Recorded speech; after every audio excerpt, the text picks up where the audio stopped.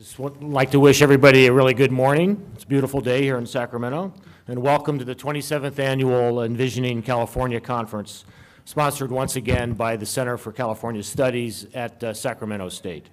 My name is Dan Smith. I'm the Bureau Chief for the Sacramento Bee State Capitol Bureau, which is about 3 or 4 blocks from here, across from the Capitol. Our reporters cover state government, state policy, and state politics, and of course that includes ballot measures. So I'll be your moderator for this morning's panel. As you know, the topic for this year's conference is Our Voices, Advancing Civic Engagement in California, and basically how can the state's civic-minded institutions, its governments, its schools, and yes, even its media, better capture the attention of a rapidly changing citizenry. That's what we're here to talk about. And this panel is about ballot measures. It's California's experience with ballot initiatives and referenda. And most of us know that the initiative process is really seen by a lot of people as the hallmark of California, created in 1911 by Hiram Johnson. And everybody knows about Proposition 13 in 1978 and what a famous tax-cutting revolution that caused. And of course, we all learned this year about Proposition 12 in 1949, which everybody remembers instituted daylight saving time in California. So I was reminded of that this year when there was a bill introduced to repeal that. So we're all very excited that issue's back on the table. Just to get started real quick before I introduce our panel, I thought I would just throw out a few numbers and about initiatives and ballot measures. So 1,922, that's the number of ballot measures that advocates have circulated for signatures since 1912. 363, that's the number of ballot measures that actually made the ballot since 1912. 65%, that's the portion of those ballot measures that were defeated here in California. 17, you might know, is the number of ballot measures the poor voters of California are facing on November 8th.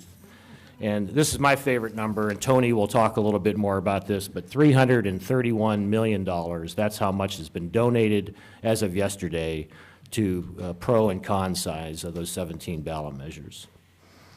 The 3 scholars on the panel today are deeply versed in initiative process and its impact on voters and policy in this state.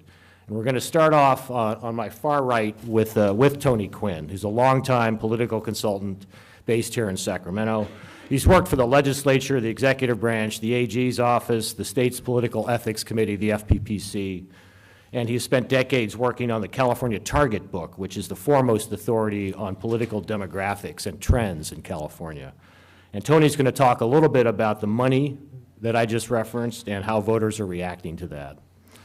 Next, we'll hear from Joshua Dick, the Associate Professor of Political Science at the University of Massachusetts Lowell campus. He's the co-director of the Center for Public Opinion there. And I should note that he also did some time here in Sacramento as a visiting scholar at the Center for California Studies. He'll talk to us about the impact of ballot measures on voter turnout. And anchoring the presentation today is Kimberly Nalder, an Associate Professor of Government at Sacramento State. She's the founder of the Project for an Informed Electorate, and she'll talk about the information and the misinformation in some cases that voters are getting on ballot measures and the implications of that. I think the way we'd like to do this today is each of the panelists will speak for about 15 minutes, and when they're done, we're going to open it up to questions from you all. So if you, so if you can hold your fire until all the presentations are done, we'll get to all the questions. Thanks very much, and with that, Tony, take it away. Well, thank you very much, Dan. I think you missed my favorite ballot measure, and it's back in the 50s or the 60s, and it ran on the theme, Keep California Green, and it turned out to be a tax write-off for golf courses.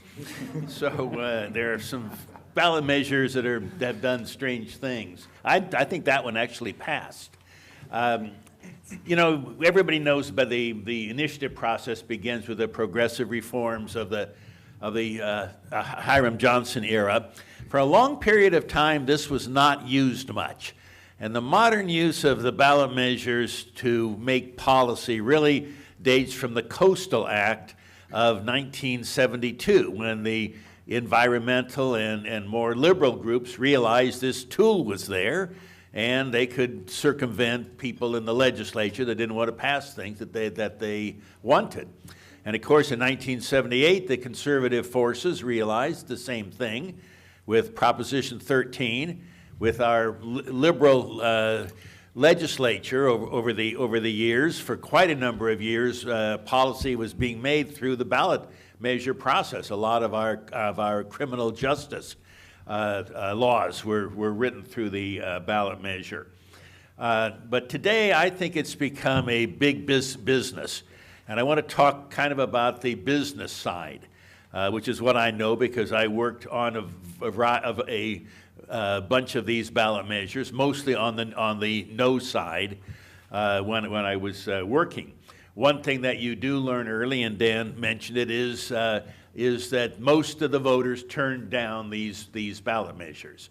It's rare that more than half of them pass in any election. At least 2/3 of them lose. That may not be the case this year, because the system was rigged to make certain that the ballot measures that are on the ballot this year have a better opportunity of passing. And that was done by the legislature, putting them all on the general election ballot. And as any political consultant knows, the general election turnout in November of a presidential year is the highest in the state. It's also the most liberal. The turnout in a primary is a much more conservative segment of the vote. So the smarty pants down at the legislature decided they'd put all the things that they want on the fall ballot, and that's why you have several tax increase measures, and most of the measures, the gun control, at least one of the death penalty measures, most of them come from the liberal side. It's kind of funny that the primary turnout this year was much different because you had the hot Clinton-Sanders race, and the Democrats were about 60% of the voter turnout in June. So they could have put these things on the June ballot and probably got them passed. But the thinking is, put them on the fall ballot. So you can see right away that there is a certain amount of strategic planning that goes into how you approach these. Now, the smart political consultants understand two things, especially if you want to defeat one.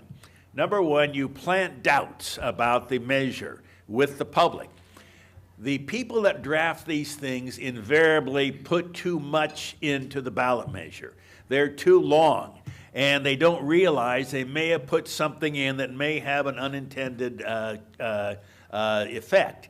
The political consultants are very good at focus grouping these, these measures, polling them, and having the real experts go over them and say exactly what they do. The second thing is, the public always asks the question, what is in it for me? Why would I vote for this? What do I gain out of it? A lot of the people that put these things together forget to ask that question. Now, Dan mentioned the $300+ million that's already been raised for this fall and being spent now. Dan Walters from the Bee thinks that it's going to be over $500 million by the time we go to the polls. And part of the reason for that is most of these are issues that the public is not really involved with. The marijuana thing is probably an exception. But most of these ballot measures are things the public is not really all that focused on. So you got to spend lots of money to get their attention. Now let me give you a couple of examples of how this is all done. Yesterday, this nice little item showed up in my mailbox. Learn all about Prop 61, another special interest ballot measure written to benefit its sponsor. And there in the ballot measure is a picture of the sponsor, not a good picture, of course, because they want to defeat this. and they attack him. So one of the things that you do on these ballot measures, if you can, you make them about somebody, even if the public doesn't know who they are.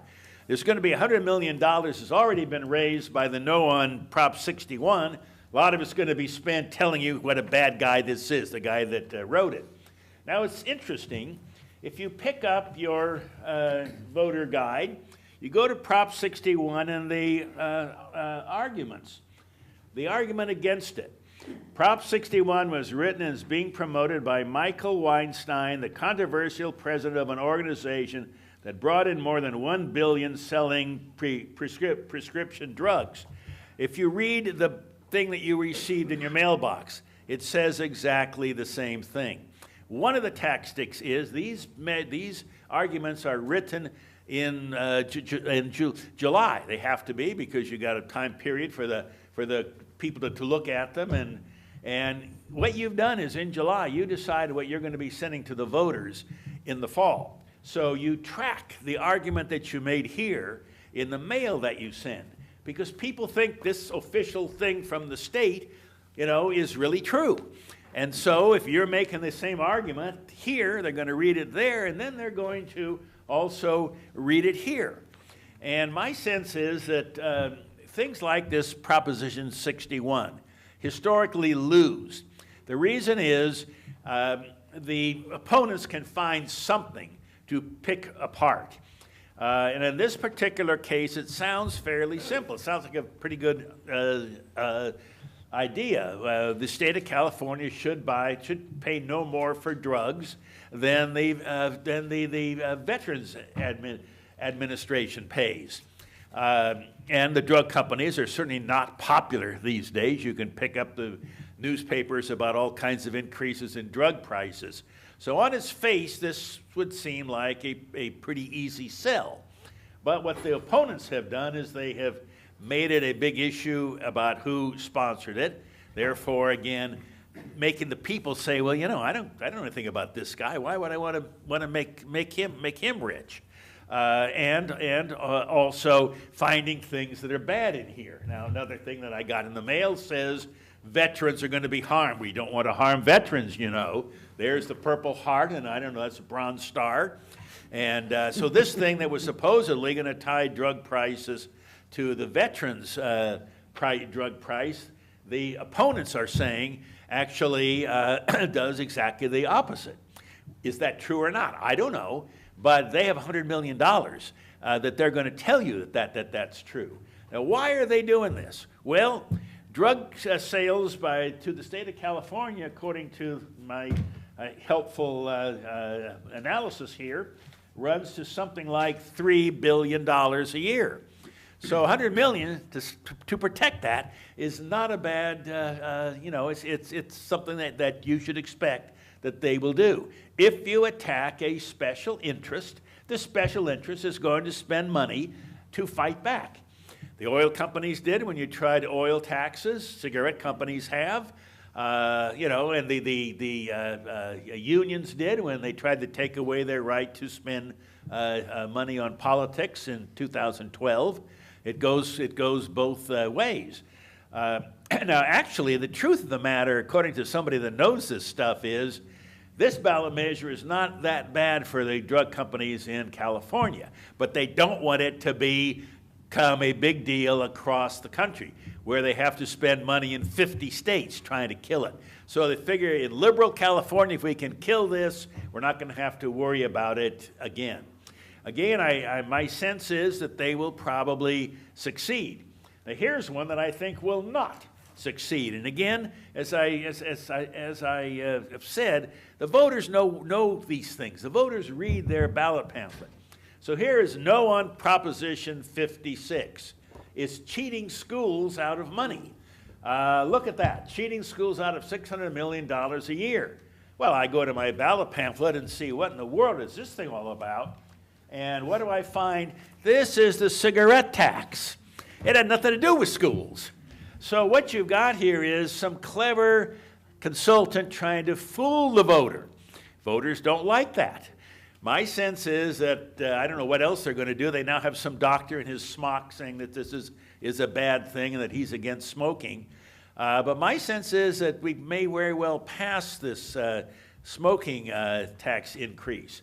And that if I was the consultant, if I was the tobacco company, I would be very mad at the consultant that put this kind of thing out, because that's not what the measure does. So my final thought is, from my analysis and about 20 years of working on these things, voters are smarter than the consultants think that they are. And secondly, voters do actually pay attention, and they make generally fairly good choices on these ballot measures. So. Hey, thanks, Tony. I appreciate that. And I think we may have some differing opinions on some of that that we'll get into later. But let's hear from Joshua now. Yeah. Hi, everybody. So you may be asking yourself, what's this person from Massachusetts doing in California to tell us about Envisioning California? I've had a long and interesting history with this state. I was born in the state of California while my father was on a sabbatical. He's a psychologist, and please don't hold that against me. I've lived here at a couple different points in my life, and for the last 15 years, I've been studying the impact of ballot initiatives on citizens.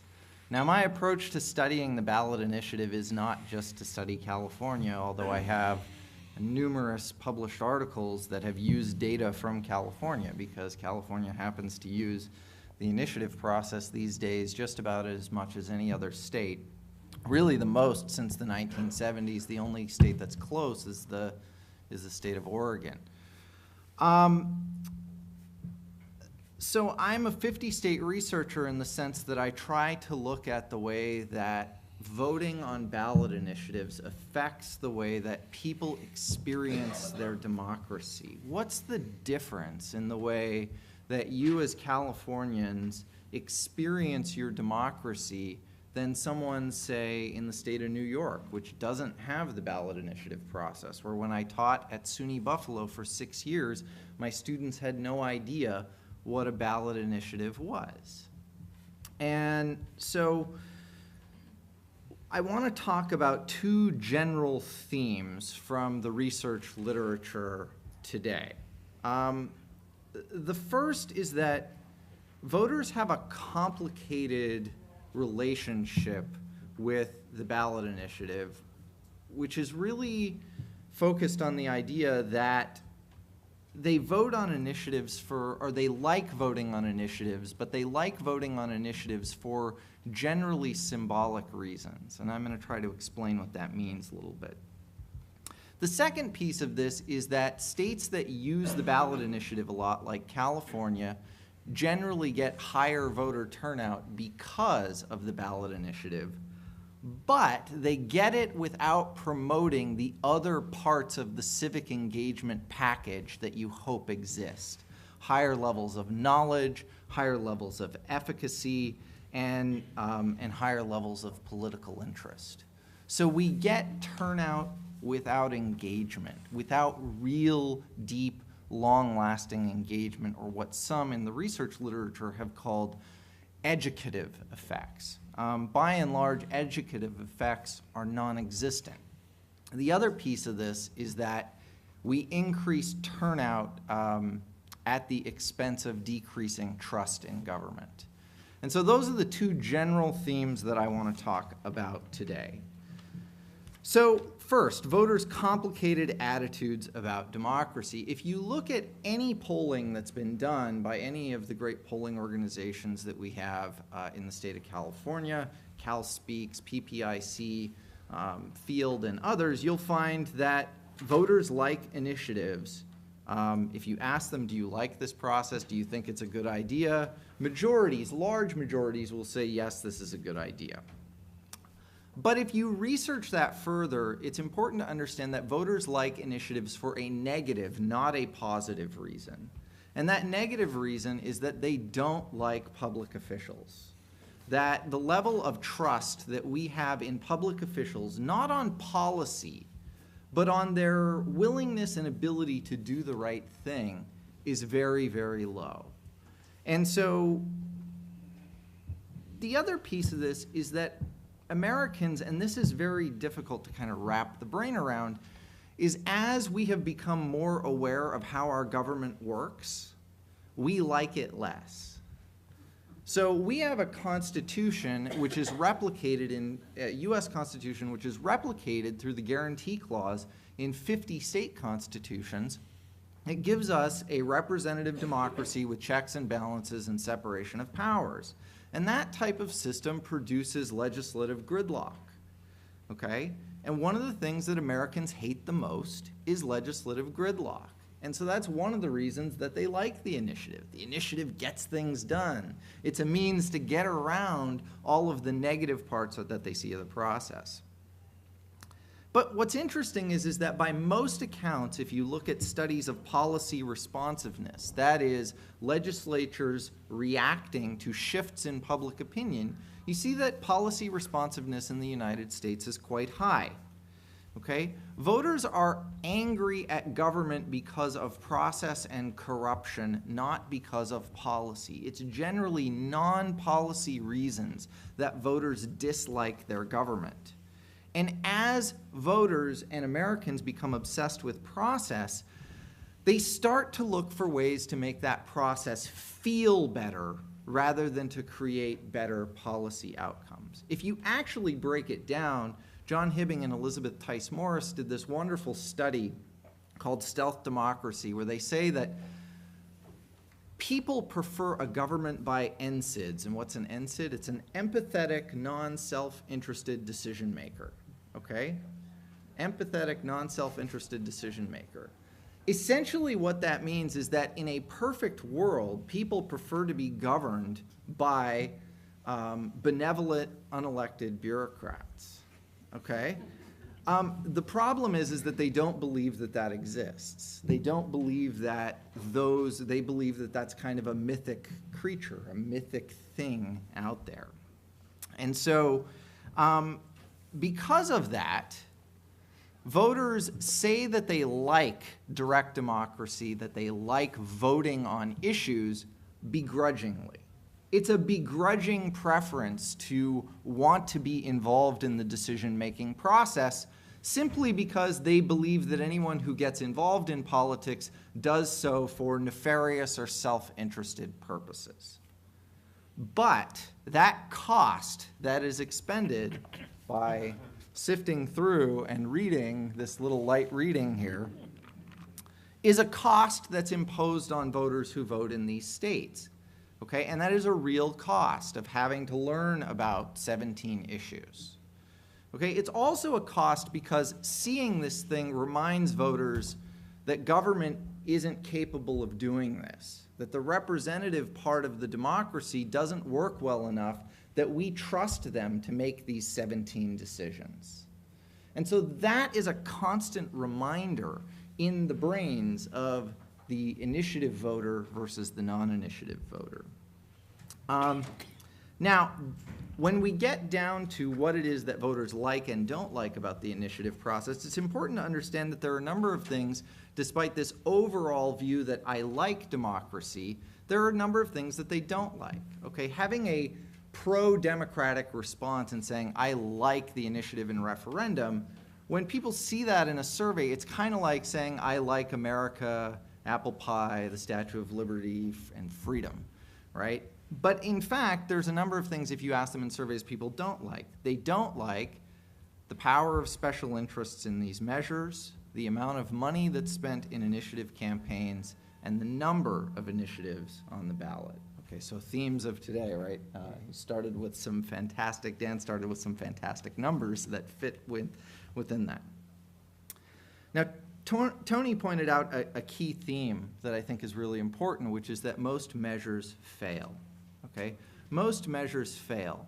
But this reality is actually what led me as a scholar to want to study the impact of 17 measures. What's the impact of the process of having to vote on 17 measures to the individual voter rather than the actual policy outcome? Because, yeah, if you look across the entire nation, it's about 4 in 10 measures pass, okay, of all ballot initiatives. And in fact, the number is actually much lower than that when you consider the number of measures that are invalidated and ruled unconstitutional and the number which face implementation challenges through the bureaucracy. So often, the campaigns that we have are not actually reflected in the outcome of policy. If you think about sort of the historic example of Proposition 187, okay, that campaign happened. And you can't unmake that campaign and the discussion that happened around it, but no policy changed as a result of that campaign. So what is the impact of that campaign and campaigns like it on our polis, on us, as a citizenry, as a democracy? Well, as it turns out, the impact is that we live in a more conflictual society when we have ballot measures. We put our conflicts front and center. And that conflict front and center leads to higher levels of voter turnout. Okay, we know this to be empirically true, and I can give you 20 citations to academic studies that show that ballot measures increase voter turnout, and that specific kinds of ballot measures, particularly those that focus on easy issues, kind of gut issues, moral issues, race, ethnicity, identity politics issues, tend to stimulate the highest amount of turnout. But what we don't see in the empirical literature is any evidence that we get increases in political efficacy, political knowledge. So reading through this, we don't become more knowledgeable generally about politics as citizens. And we also don't become more interested in our expressed level of interest in politics. And so what's going on here? Well, part of it is that we're putting that conflict front and center, and voters are begrudgingly taking the role of voting on these measures, and they're looking to cues in the information environment in how to vote. But in so doing, we do see, as I mentioned, that trust in government goes down, okay? And it's important to understand why trust in government goes down, okay? Trust in government decreases in states that have the initiative because we're given fewer opportunities for the legislature to demonstrate that they are trustworthy. The institution itself, and particularly the frequent use of it, undermines the legitimacy structurally of a government. Okay, and this is why we see, and now I've replicated this finding across 5 or 6 different surveys, that states that have higher levels of usage of the ballot initiative have citizens that trust their government less and less. I mentioned at the beginning that I'm the son of a psychologist, a political scientist who's the son of a psychologist, which makes me know just enough about psychology to be perfectly dangerous. So with that understood, I would describe this as an unhealthy relationship. Okay, voters and their government in states with the initiative have developed an unhealthy relationship. And the continued usage and the continued face of having many, many ballot measures in front of them will not make this relationship get better. And keeping with the theme of today's conference, it also doesn't appear to, apart from voter turnout, enhance any part of civic engagement that we as interested citizens would be interested in seeing increase. Thank you. Thanks a lot, Joshua. Kim?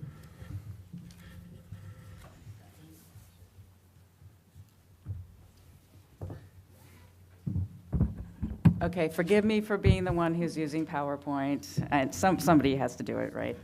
So I'm going to offer a little bit of a counterpoint to what Tony said, and unbeknownst to me, I'm sort of illustrating some of what Josh said with my slide deck. So first of all, we have a new poll at Sacramento State called Cal Speaks, and we asked this question recently on a poll in the spring. On the issues that are most important to you, do you generally think it's better if issues are decided by a direct vote of California voters or by the state legislature? And just like Josh just said, 47% think it's the people, and very small percentage think it's the state legislature. Although Democrats and Republicans differ somewhat. The Republicans are more cynical about state government for some reason. I don't know why that would be. So voters, as Josh already mentioned, voters love the initiative process, at least in the abstract, and we see this over and over again in polls. But unfortunately, voters' understanding of the basics of the process of democracy and understanding of how policy is made is very low.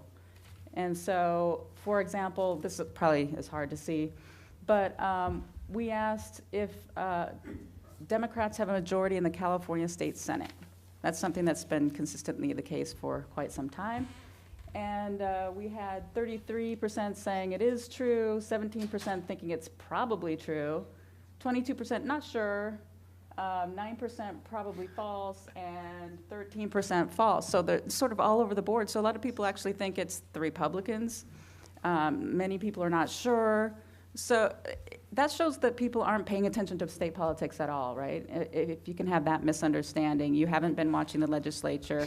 You certainly don't know what your individual legislator is doing. You probably don't know their name, right? So the idea that we as citizens are watching the sort of policy that they make and making these rational choices about if we want to reward or punish them or who we might replace them with in a primary isn't happening if we don't even know the very basics about the processes.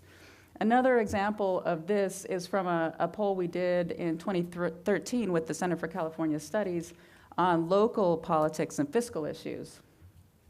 Oh, I didn't know. So we asked this question. Of the following choices, on what does your city or town spend the most amount of money? Public safety, Medi-Cal, food stamps, or aid to other California cities? We made that one up. So we had 41% not sure in that group. Just in case you didn't catch it, there's only one thing that cities do in that list, and it's public safety, right? Okay, so that's the only possible answer. Food stamps, Medi-Cal, not city local responsibilities. They didn't really fall for the aid to other California cities, at least. But 41% were willing to admit that they didn't know, and that's highly unusual on surveys because most of the time we want to sound like we're smart to the survey researcher. This was a telephone poll.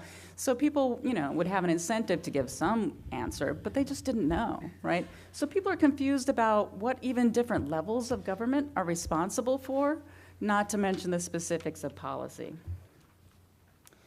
We also, when it gets to initiatives, so Tony mentioned this, there's this issue of the pro and con statements in the ballot pamphlet.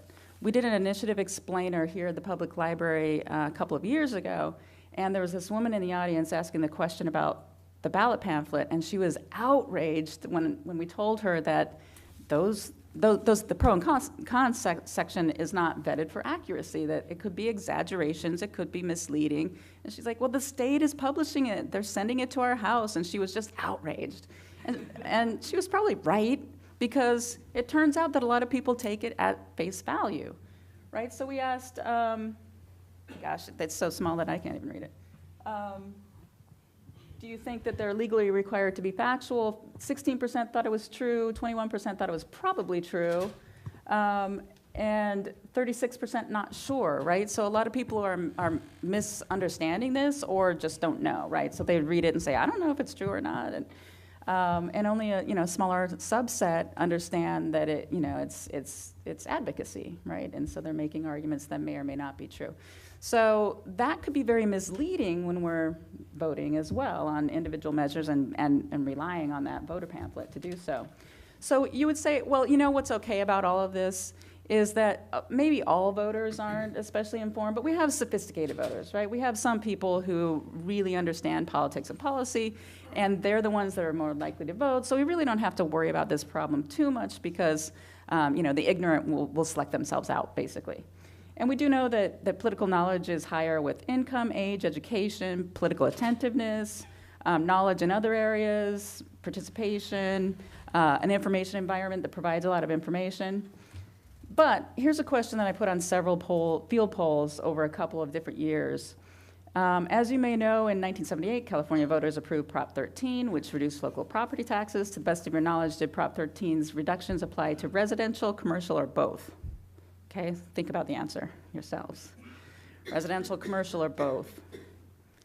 Okay, the answer is both, but what we found is that the opposite pattern holds. The people who should be most knowledgeable are least knowledgeable about this, most likely to get it wrong, and people who should be least knowledgeable are more likely to get it right, which is the scary part. So in this case, for education, high school dropouts are more likely to get it right than people with advanced degrees, okay? They think it's residential only.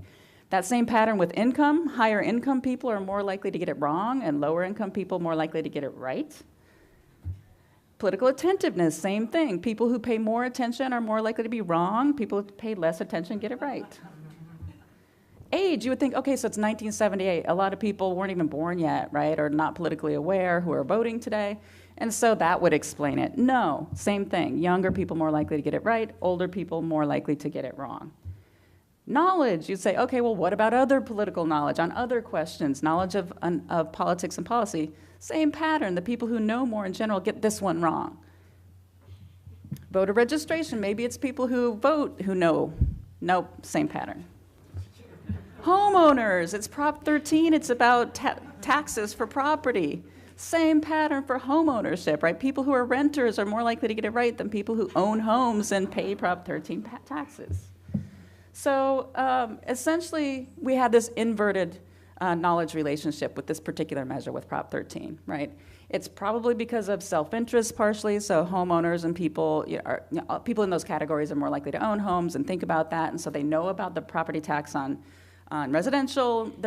Very few people own commercial property, right? And so they may not know about that, but it's also about the media environment.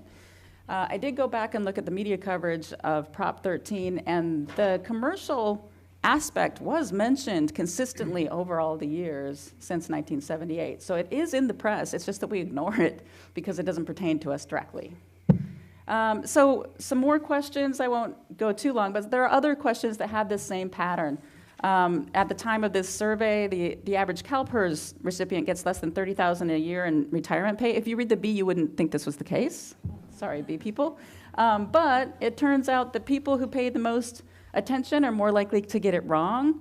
And education, same thing, income and age. So essentially, the more politically sophisticated are more likely to get that question wrong too. It was the case that people on CalPERS, the average was less than $30,000 a year because CalPERS isn't just for police and fire, it's also for DMV employees and so forth, right? And then California has fewer state workers per citizen than all but 5 other states. That's true because we're a giant state and per citizen. Same pattern, right? So politically sophisticated people actually in some cases are more likely to get it wrong because they're attentive, and they're attentive to news sources that give them only part of the story, or they have motivated reasoning and they only pay attention to part of the information and not to everything. So essentially, I guess what I'm arguing is that the likelihood of voters making wise decisions on ballot measures is pretty low, given all this. And especially in a situation like this where we have 17 ballot measures. I've given a couple of initiative explainers. We had one last week here in the Secaucus Galleria. I did one last night at a local library. And they were packed because people are just dying to try to have some help, right, to figure it out. But also, those were the sort of cream of the crop of voters who are really studying it out and trying to puzzle out, what the proper answer is. Most voters aren't doing that. And even for people who were there, and even for me trying to explain it to them, I don't know everything about them. I might make a vote that's incorrect according to my own values because maybe there's some loophole in some part of it that I missed or that was misleading in advertising or something like that. So there's that. And then there's the issue that voters are not considering trade-offs. So voters, rightly so, I mean, not rightly so, but reasonably so, are thinking about each individual initiative on its own merits. Does the idea of high-speed rail that goes down to Southern California really quickly sound cool and futuristic? Yeah, that sounds awesome, right? But you don't think about what the trade-offs might be if we spend the money on that. What if we don't have the money to to, you know, our highways and K through 12 and environmental protection or whatever the other values might be. The other thing is that, you know, related to that, we're not looking at the global picture, right? How does it relate to everything else? How might it contradict current law? How might it impact other values and other priorities that we might have?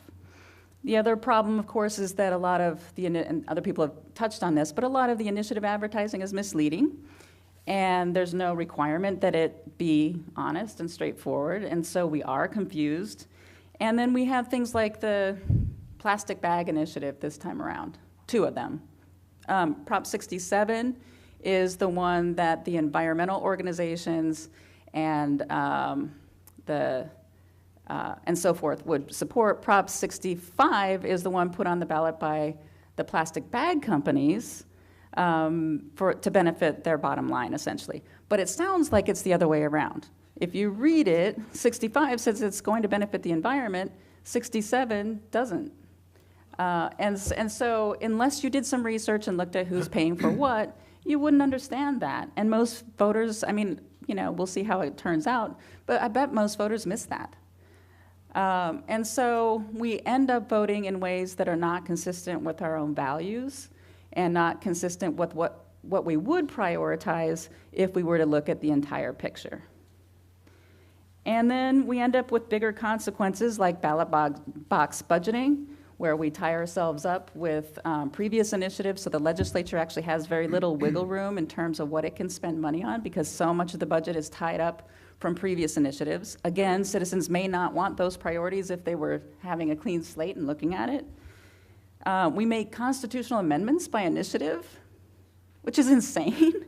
Right? So we just, you know, take a vote, and now it's in the Constitution, and it's much more difficult to change, and the courts have to abide by that. And then, you know, in general, they're very difficult to reverse, right? You have to go back to the people. So we're putting ourselves in an incredibly difficult and probably impossible position. Citizens don't have the ability to make good choices. The system is set up such that it's difficult, even with the best of intentions, to make good choices.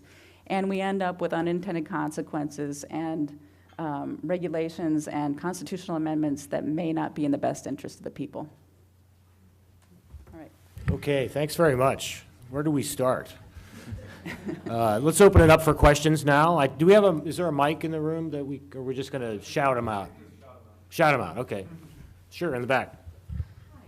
First, I wanted to compliment you for covering so much really good points, each one of you, on this process. I happen to be teaching a class on the initiative right in Monterey, where I live now. I used to live in Sacramento and work for the legislature many years ago. I've had a couple of comments. There is a lot of, I'm going to say, devious things that get done in this process too, which you have highlighted less. And I wanted to give an example because you brought up, gave an example of 2 initiatives that are on the ballot, and that's 65 and 67. So the legislature banned the use of single-purpose plastic bags, and the industry, the people who make those bags, were successful in getting a referendum on the ballot, namely asking us to overturn the legislature's action. The odd thing about how 67 is presented, it's really presented in this way. Shall the voters sustain the legislature's ban on plastic bags? Hence, you would vote yes if you want to sustain it, and no if you want to overturn it or repeal it. So that's kind of counterintuitive, considering it was the industry that wants to challenge it that got that measure on the ballot. 65 is interesting because it's somewhat innocuous. There's not much press or activity, anything really said about it. And it seems to be so benign, right? They basically said, well, you know, people who collect money now for bags for your groceries, they keep that money. We should collect it and put it to use for environmental purposes, which sounds terrific.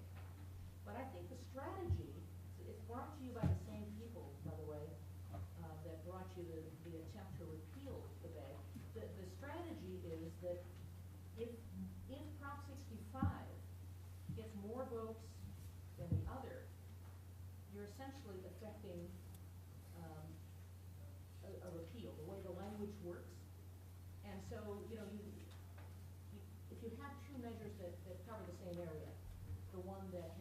most votes passes. And so there are really odd things that happen, and how do people get to be properly informed so that they can ferret that out, you know? Can I answer parts of that? Sure. First of all, I believe it's 67. That is not an initiative, of course, it is a referendum. Referendum law, and I worked on a couple of these in the past. It's exactly, as the lady says, it's exactly the opposite of what you think. If you're against the plastic bag, you would vote no, right? Well, if you're against the use of these plastic bags, you have to vote yes. And generally, these referendums do not get a yes vote. I don't know what will happen on this, but the history is most of the time people do get confused and vote no. This is probably a reform that ought to be worked out, because obviously if you vote yes on an initiative, you're making the law. If you vote no on a referendum, you are actually repealing the law. Secondly, there's a couple of little glitches that come into this. In order to get this original bill through the legislature, the proponents had to buy off the grocers. And if you go into your grocery store now, what used to be that nice free paper bag, now you pay 10 cents for it.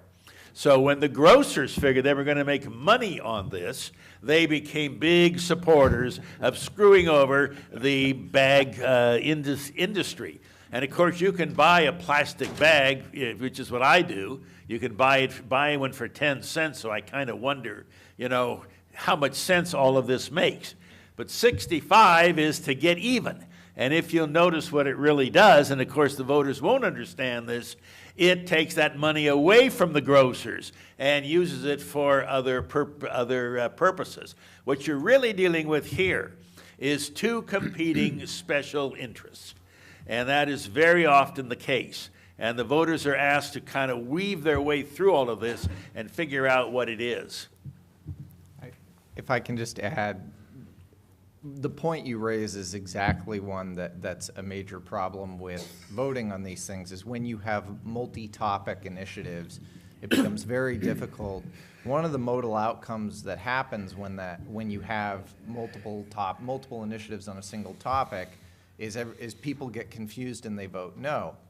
This is an important point that you raise about how the popular referendum flips the script of the yes and no side, because all the research shows that it's much easier to defend and spend money to promote no than yes in any of these measures, because no has these status quo-oriented properties, and people have a sort of internal bias when they're unsure about things to prefer the status quo.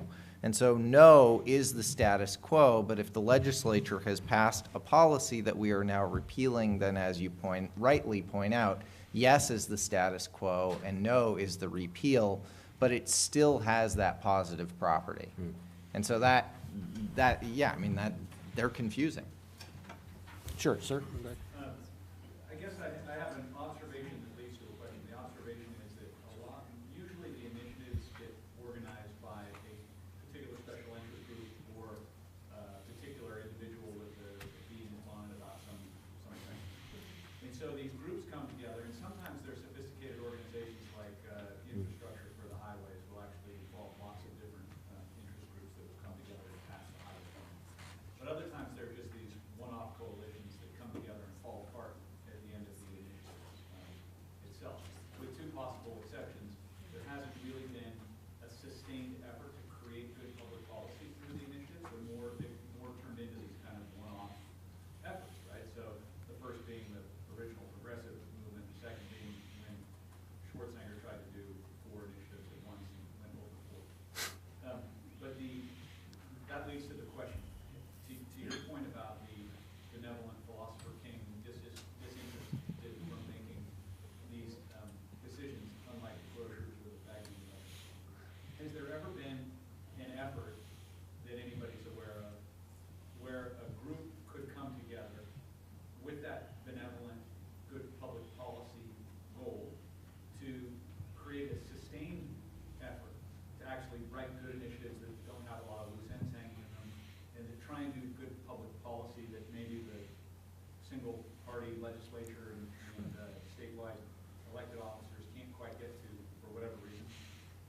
there ever been an effort to try and take that long view and set up a group that would be around for 10 or 20 years, that's supra-legislative, that would actually write good policy and do it in the right way, and use the initiative to have direct democracy, but to do it in a responsible, non-self-interested manner? I maybe have two responses to that. One is what you're describing kind of sounds like a legislature. Which I often remind people, like, we elect our legislators. We have a representative democracy, okay? The second point is that in terms of institutions that do this, there is the direct initiative, and there's also the indirect initiative. The indirect initiative is a process by which you create some time period where the legislature can respond to an initiative that qualifies. States that have the direct initiative often have the indirect initiative, but no proponent of an initiative would want to use the indirect initiative. In Massachusetts, we only have the indirect initiative, and we often get many fewer initiatives on the ballot, and there's this time period where the legislature can attempt to respond to an initiative by working with the proponents of the initiative to create a potential bill before that goes to the voters. Sometimes this is successful. Sometimes there is a last-minute compromise, and then the initiative ends up on the ballot anyway, and we get a legislative mess, sort of like when you have multiple initiatives. But that's at least an institution that attempts to address this. And by the way, the polling shows that citizens in California are strongly in favor of waiting periods and times for negotiation between proponents and opponents, and from proponents and the legislature with initiatives. Do you Want want to tackle that, Tony? Yeah, I'd Wade? respond on that. There is a good example, I think, of what you're talking about, and it's in the two reforms of the past decade, which were the top two primary reform and the redistricting. Now, I don't pretend to be unbiased on this. I worked on both of those issues. I worked for the Republicans in the legislature. Well, we were the victims of the gerrymandering. So we decided taking it away from the legislature was a dandy good idea. And starting in 1982, we put several of these things on the ballot. And they went down, but the final one did pass in 2010. So you had a nonpartisan commission do the work. I am rather amused at the Democrats now who have discovered how bad gerrymandering is, because the United States House of Representatives is heavily gerrymandered by Republican legislatures in a number of states. Well, they're going to have to go through the same thing that we went through here, which is finally to take this process away. And the other one that worked well, I think, is the top two. We are now a one-party state. Because of top two, we do have a choice. At least in the U.S. Senate race this year with two Democrats, you do have something of a choice. If you had a Republican on the ballot in California, there would be no choice. And that was also something that took a number of years. So there are groups that do have a long sense on some of these things.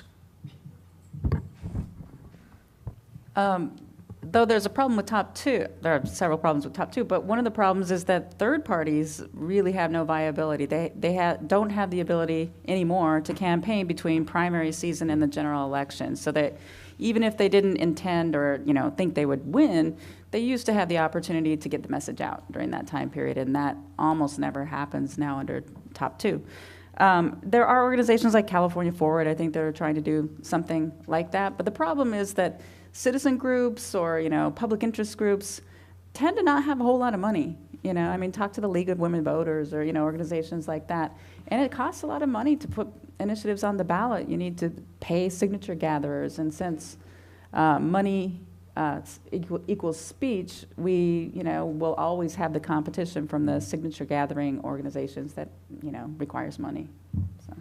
I just want to add a little bit, is it also, too, that the people, they don't have any money, but the people who want to keep the status quo have lots of money, and they can fight these things. So even if they can scrape together a few bucks to get the signatures to put a good government measure on the ballot, they're just going to face probably just a wave of money from the special interests who, correct me if I'm wrong, but pretty much like the status quo in most cases. I think the other thing, too, I just thought of is that some of it may be just your definition of good. What's a good reform? I think we had, maybe some people like top two primary and said that was a good government move, and then there's, of course, a whole other side to that. Both political parties hate it at this point and don't believe it was a good move. So I think some people could argue that the Jarvis organization, which has been around for, what, Tony, 40 years, has done a number of measures, and a lot of people think they were terrible, but there are also a lot of people who thought that was good government. So there have been some examples of sustaining organizations, but you may feel differently about whether they're doing positive things. So, sure, go ahead. Dr., you suggested that when there are a lot of initiatives, it causes people to be less supportive of legislatures and government in general. Is that same impact happen to the sponsors of those initiatives? Is there a negative to being one of the people who puts an initiative on the ballot?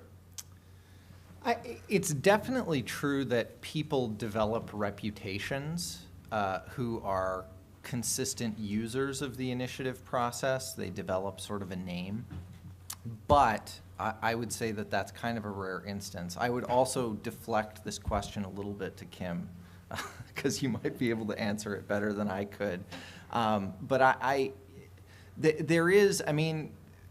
there are certain places where, right, if you see the name of an organization, yes, that delivers a cue. So the research shows that if we know who the cues are, most of the research shows that we don't read this thing. We know nothing about these initiatives. The way that we make decisions on these things and have them appear rational in any sense is that we try to figure out, based on our own political predispositions, particularly our party identification, where we're supposed to fall by looking for signals of whether this is a Democratic or Republican initiative.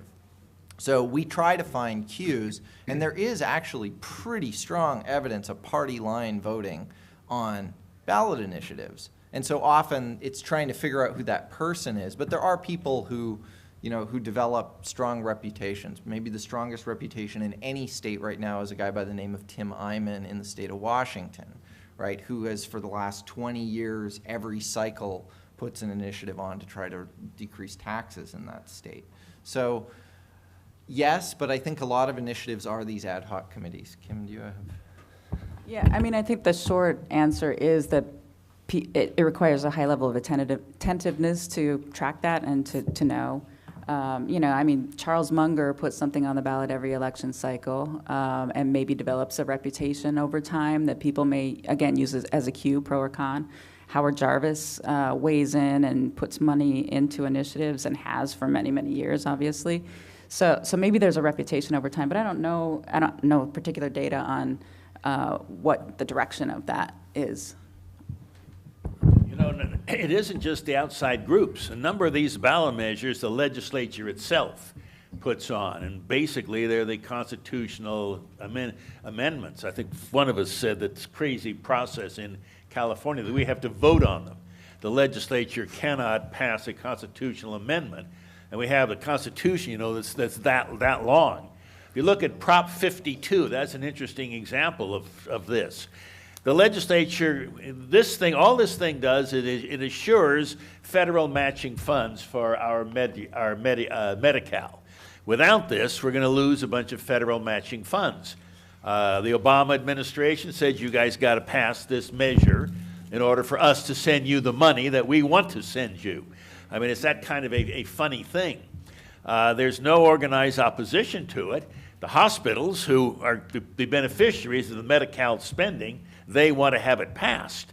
But you can't tell. The legislature essentially put this on as a constitutional amendment, which it had to do. And the public might just say, well, I don't care about that, and vote it down. in which case we're going to have a huge fiscal hole and a huge big problem and a lot of people tearing their hair out next year. My sense is this kind of thing should never be sent to the people. But the way we have our structure set up, the people have to vote on all of these kind of things. Sure, go ahead. I have a question about sort of the practically untangling. So with acknowledging sort of the initiative and referendum system don't seem to be increasing our trust with government, and I think that's fairly self-evident even if you haven't read all research, but there is also the fact that those were put into place initially, and granted we're looking all the way back to Herring Johnson, but because there was a mistrust of the legislature anyway, and I think that's true in other states that also, they're an attempt to fix a problem that's already existing. So in terms of when you're talking about reform, it doesn't seem like it's enough just to say, oh, well, we should trust our legislature and not have this sort of a problem when this was a response to a mistrust of the legislature to start with. So how do you sort of start to untangle that? Sure. I mean, the history of reform in the United States is often a history of our mistrust of the political parties. Okay, so if you look at where we got ballot initiatives from, where that idea came from, it came from an effort to take away power from party machines and really to get rid of problems that were occurring in cities and states at the time with, you know, honest graft and all of the like. And I mean, if you look at reform movements that we talk about, like redistricting reform or primary reform or campaign finance reform, almost all of these reforms are targeted over the course of the 20th century and more recently at taking power away from political parties. The problem with this framework in our brain is that a lot of the time we're trying to stop the flow of money through political parties, and so we send the flow of money somewhere else. And when we send the flow of money somewhere else, it's often with worse outcomes than within the political parties who are just a natural creation of a political system trying to organize power to continue to contest for power and contest with one another by expanding the electorate. And so it's interesting that attacking political parties is not a thing that necessarily is to be, direct democracy is not an obvious answer to that, because the progressives also favored a bunch of non-democratic reforms, right? They also favored the strong mayor system in cities. They also favored making the bureaucracy a meritocracy. And so it's not necessarily that the answer to this is handing the keys of policy making over to the public. And so I would say that, yes, we need to be aware of power and misuse of power by political parties and government, but it's pretty evident that handing policy making over to the public has not produced outcomes that have made this any better, and then maybe have made it worse. I'd like to kind of dissent from some of that. We might have a discussion here. If you've noticed, most of the states in the United States are now one-party states. I give you the proof of the fact that we have, what, 10 to 12 battleground states. You know, there's only 10 to 12 states that are going to decide who the next president is. That's because 35 or so of our states are completely controlled by one of the two parties. Now, having worked for the legislature, and I know, and especially on the redistricting that I worked on for several decades, the one thing a legislator wants is a safe seat. They'll cut their mother's throat for a safe seat. And they make sure that they have safe seats. Most of the legislatures in the United States are gerrymandered by the majority party to keep the majority party in control. I think that on the whole, the states that have the initiative process have had cleaner government and better government than those that have not. What is it? Alabama, I guess. The Speaker of the House is on his way to prison. The governor may be thrown out, and the Chief Justice was just thrown out of office. And that's not a state, I don't think, that has the initiative process.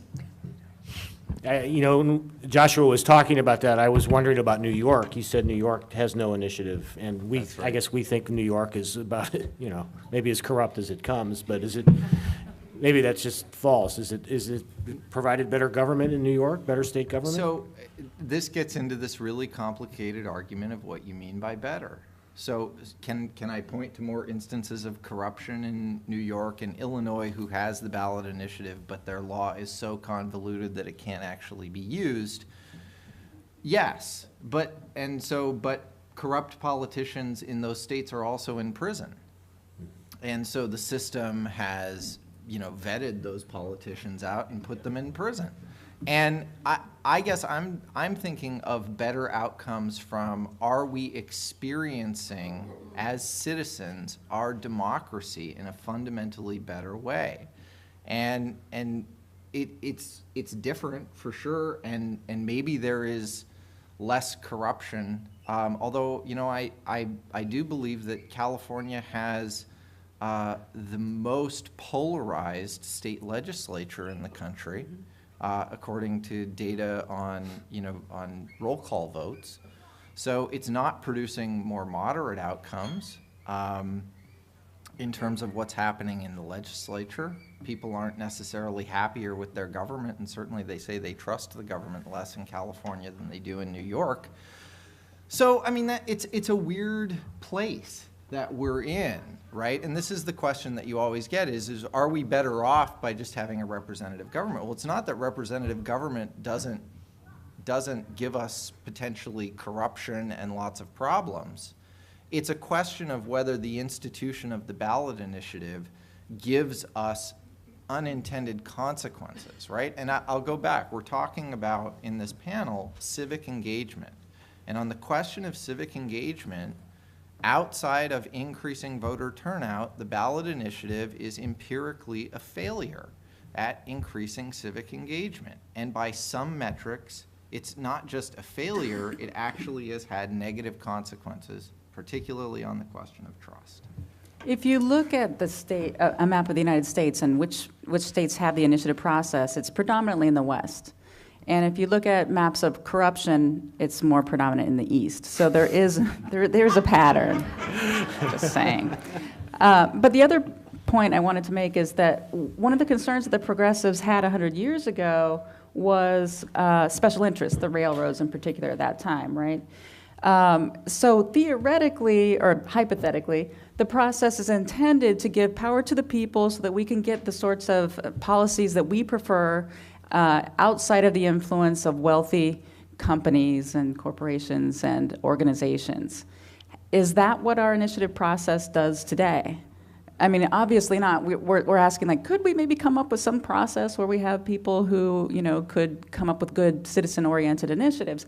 But most of it costs an awful lot of money, and almost every initiative is backed by some wealthy special interest of some sort, and many times they manipulate the outcomes. And so, you know, if we had a pure process, sure, but we don't. Ted has something. Well, but we didn't have it back then. Anybody who studied the early progressive era finds that in actuality, the initiative was not used to advance the major progressive agenda. It was used for things like prohibition and boxing. You have boxing on Sunday and things like that. And so there's a great, if anybody wants to read this, Richard Ellis did this book called The Democratic Delusions, and the last chapter is called The Golden Age That Never Was. because if you actually really look at what happened in the early part of the 20th century, it was not used to break the power of the Southern Pacific Railroad or anything like that. It was used pretty much by special interests from the beginning. That is true, and it really did change, I think, in the 1970s. As I said, the Coastal Act was very important. That was through an initiative. People found out you could do a lot of the environmental stuff. And then the anti-tax people with Jarvis and Gann who kind of threw this thing together, Howard Jarvis, once said if he thought Prop 13 was going to pass, he would have made sure that it was written well. You know, but it has had an enormous impact. And so the fact that these things have such a big impact, there was a long period of time, you're right, it was in the 1930s and 40s, there were virtually no ballot measures, but the progressive reforms then were used to recall quite a few people. I think a couple of mayors of LA were recalled in the 1930s. And of course, we went through a recall here. So the use of this as a policy maker is really fairly recent. Oh, and can I just make one nasty comment about the New York? The Democratic Speaker of the House is now in jail.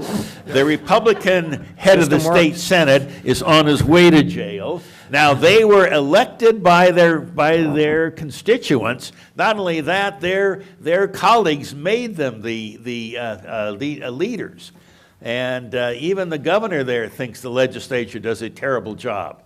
So I am a great fan of not having legislatures like the New York one. So this is just to my point, though. If we all agree that there's more corruption in New York than there is in California, think of how massive a failure the ballot initiative is that people in California distrust their state government more than people in New York.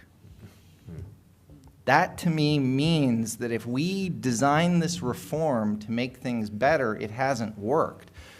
New York is not the answer, neither is Illinois, right? Illinois is like probably, how many, like every past governor goes to prison after they leave office, right? And there's a historical thing that goes along with this. And by the way, Massachusetts, a state that has the ballot initiative, also has a very insular, one-party, corrupt system. I mean, the state government system is absolutely maddening, and some of the laws there run completely counter to the notion of good government. But I think that the way that I look at this is whether or not the ballot initiative is something that's made it better. And maybe we can point to policies, but in terms of evaluating it from citizen satisfaction, there have been negative consequences, which I think are pretty severe. Sure, in the back. In terms of term limits, what's our relationship or understanding since instituted here and the use of the ballot initiative, or the impact of term limits and being able to negotiate things at the assembly level? Well, most of the research on term limits suggests in the academic literature that it has decreased the amount of democracy in states that passed it because people who come into the legislature and are term limited have less past experience, and more power is handed over to unelected bureaucrats, and bills are passed with greater legislative specificity. So most of the research on term limits suggests that it has decreased the amount of democracy in the state in terms of how democracy influences policy. But has it had an impact on ballot measures, on more ballot measures, fewer ballot measures? If you take a look at the way term limits worked in this state, first of all, it was put on to punish the legislature in 1990. There was no question that's what it was about. And the 6-year assembly term limit was way too short. It took a number of years, but we finally did get a ballot measure passed, which lengthens out the term limits to 12 years in either house. If you look at the terms legislators served before term limits, there were a few in the Senate that stayed and stayed and stayed and stayed and never left. But most of the legislators did not stay longer than about 12 years. So the way term limits is structured now, we do have a speaker that was just elected doesn't have to leave until 2024. So the problems that we initially had with term limits being way too short seem to have been somewhat mollified by the fact that the voters did then vote to increase them later. Sure, go ahead. One of the things about term limits is if you look at legislative houses as a consequence of term limits. What you see is that there's much more diversity about who's come to Sacramento. That's true.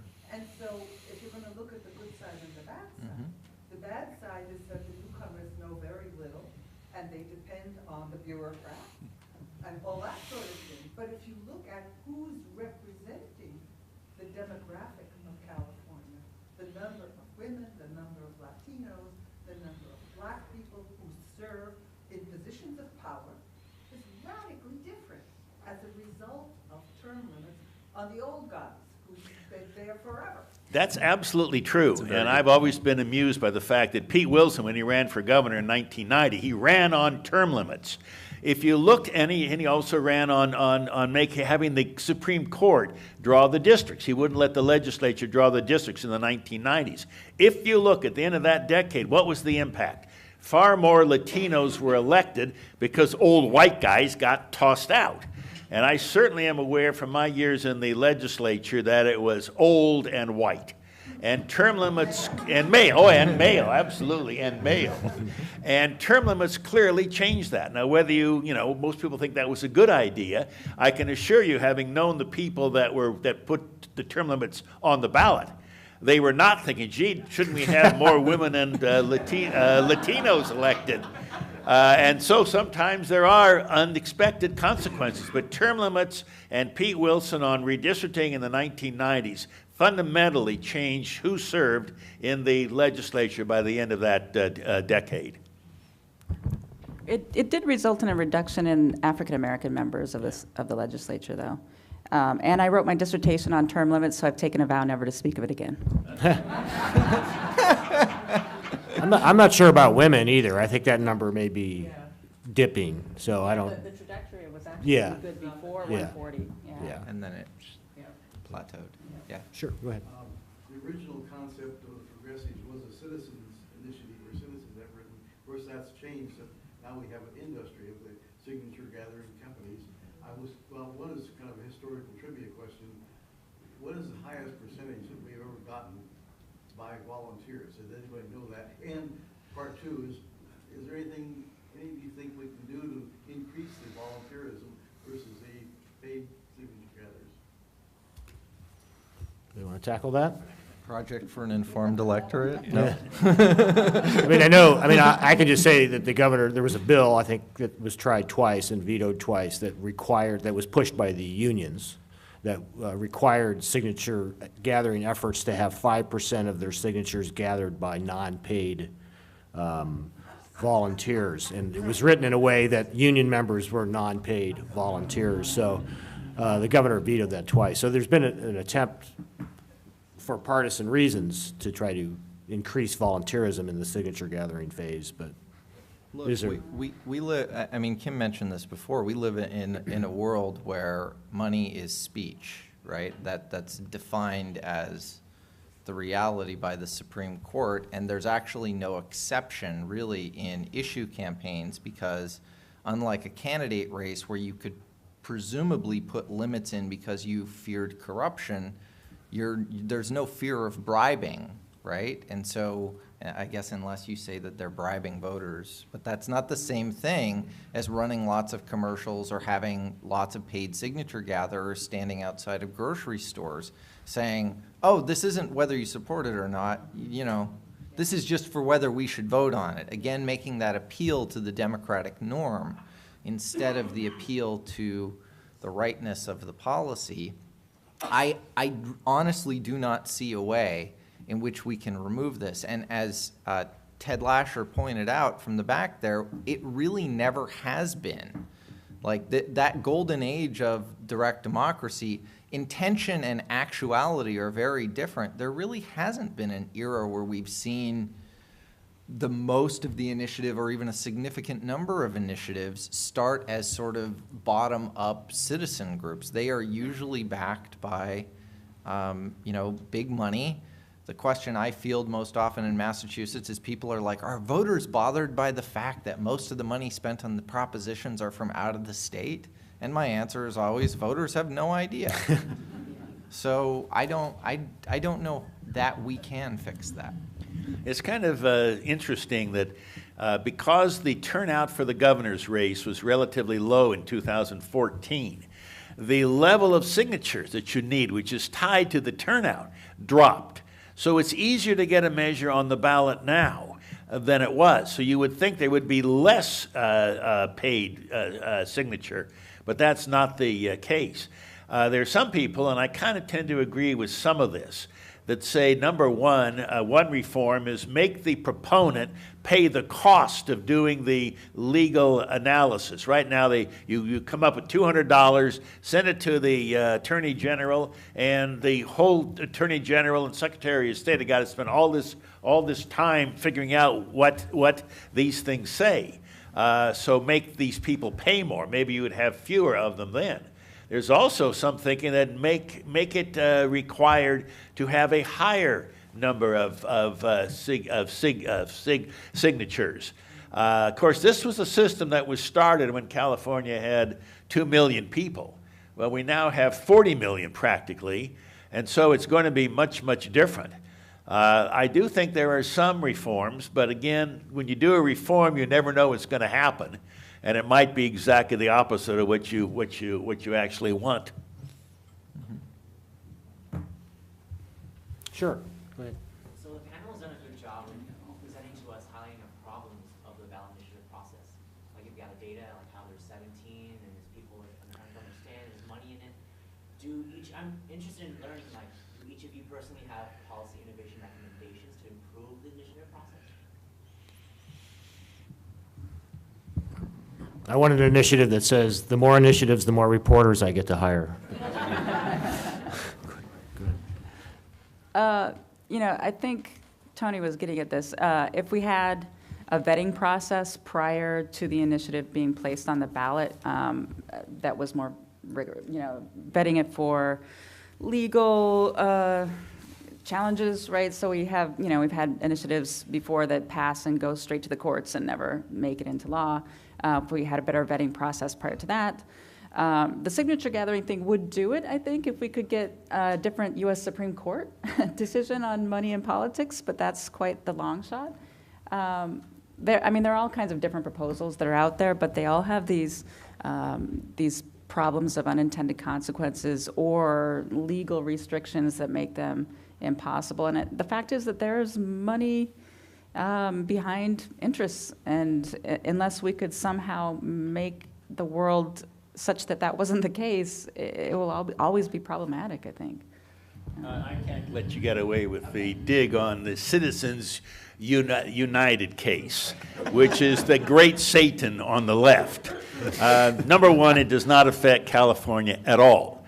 The Citizens United case dealt with, at the federal level, how corporations can spend their money. Did they have to put it through PACs, or can they spend it directly? That's really what the ballot measure was all about. California has always had no limit whatsoever on what you can spend on ballot measures and what anyone can spend. I do think that one reform that I've always thought was a good idea, but nobody else seems to think is, let's wait a whole election cycle. If you qualify all these things for 2016, wait till 2018 and vote on them then. Give the legislature a whole legislative session to maybe pass resolve the problem that the people think is so bad that we need a ballot measure, and then give the proponents the right to pull it, to bring it off of the ballot. A lot of these things are on the ballot right now. A lot of the interest groups, especially labor and the teachers, because this is the presidential election year, they think the vote turnout will be more liberal, and they want to extend the temporary tax on rich people, and rich people are not very popular these days. So they made a strategic decision to go on this ballot. And I mean, whether you like it or not, that's why we have all these things on the ballot. I think it would reduce a lot of the clutter if we just put it off for a while, let them qualify it, and then wait an entire cycle. They call economics the dismal science, but I actually think political science is the dismal science. So my glib answer would be that no, I just present problems, not solutions.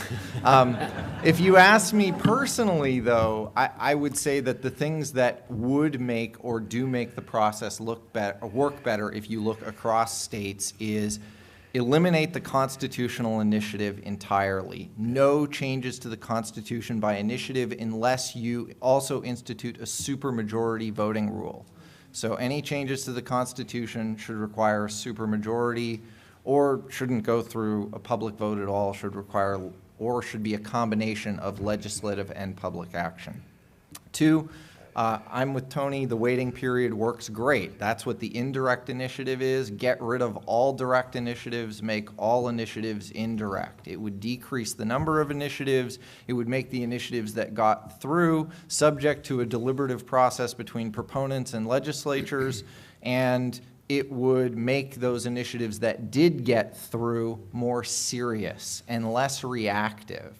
The initiatives that have the most fundamentally bad impact on the public from a civic engagement perspective are those that are seen as knee-jerk targetings, okay? Ted Lasher looked back over every single initiative passed in California and found that there's, one initiative in the history of California that was in favor of expanding civil rights, right? Since 1946, there's one initiative that was proposed and qualified that would expand civil rights, and I'm sure you can all name a dozen that would limit civil rights.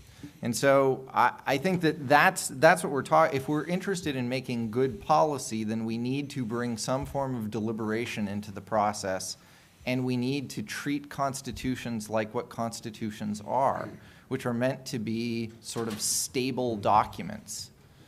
That's one of the big problems with initiative states, is that we treat constitutions, as Kim mentioned before, like we can change it however the wind is blowing. So if that's the case, there are no constitutions. We just basically live in a majoritarian utopia or dystopia, whatever you think.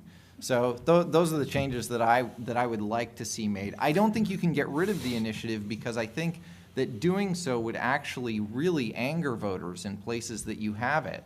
And because people like the idea of it, they don't like the actuality of it. So try to make those things gel more, the reality and the actuality.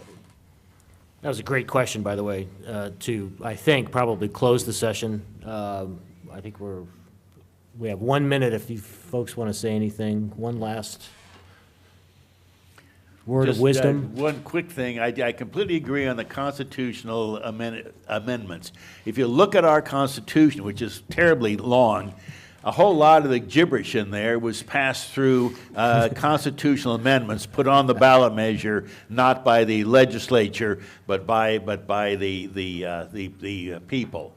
That would be a reform that would make sense, but again, the public never wants to give up its right to pass all of these measures. I'm going to do a shameless plug, which is that on the website for the Project for an Informed Electorate, we have the videos for an initiative explainer that we had last week, segmented per initiative with the Legislative Analyst's Office analysts explaining the initiatives, and then with information about where the money is coming from and the endorsements. So that's on the PI website, and we have them segmented for all the initiatives, and they're about 5 minutes long each. So check that out. Plus, we have some events coming up, including Cal Speaks poll, predictions about how the election will come out. So check out our website for that as well. I'll just say thank you to everybody. This has been great. This is one of the most, I guess, fun discussions of the initiative I've had in a long time. So thank you. Boy, thank you.